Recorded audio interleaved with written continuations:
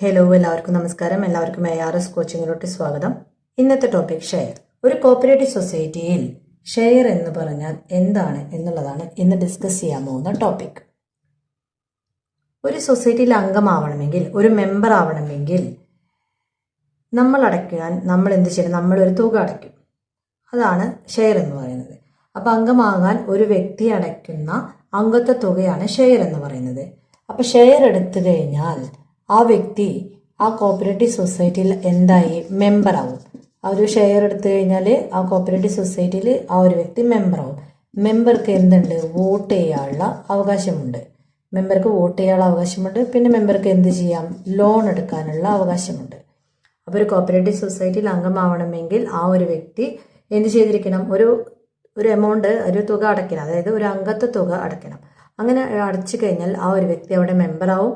ആ മെമ്പർക്ക് വോട്ട് ചെയ്യാനുള്ള റൈറ്റ് ഉണ്ട്, വോട്ട് ചെയ്യാനുള്ള അവകാശമുണ്ട്, ലോൺ എടുക്കാനുള്ള അവകാശമുണ്ട്. ഇനി ഈ പറയുന്ന ഷെയർ എന്ന് പറയുന്നത് എന്തല്ല? ഷെയർ തുക എന്ന് പറയുന്നത് സേവിങ് അല്ല. ഷെയർ തുക എന്തല്ല? സേവിങ് അല്ല. അത് സൊസൈറ്റിയുടെ മൂലധനത്തിലേക്കുള്ള സംഭാവനയാണ്. എതിലേക്കുള്ള സംഭാവനയാണ്? മൂലധനം, ക്യാപിറ്റലിലേക്കുള്ള സംഭാവനയാണ്.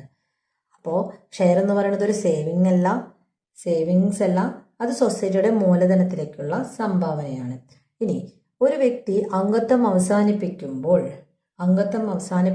നിയമപ്രകാരം എന്ത് ചെയ്തിരിക്കണം? ഈ ഷെയറിൻ്റെ തുക തിരിച്ച് കൊടുത്തിരിക്കണം. അപ്പോൾ ഒരു വ്യക്തി അംഗത്വം അവസാനിപ്പിക്കുമ്പോൾ ഷെയർ തുക തിരിച്ചു കൊടുത്തിരിക്കണം. ഇത്രയും കാര്യങ്ങളാണ് സിമ്പിളായിട്ട് നമ്മളൊന്നും മനസ്സിലാക്കി വെക്കേണ്ടത്. Okay, thank you.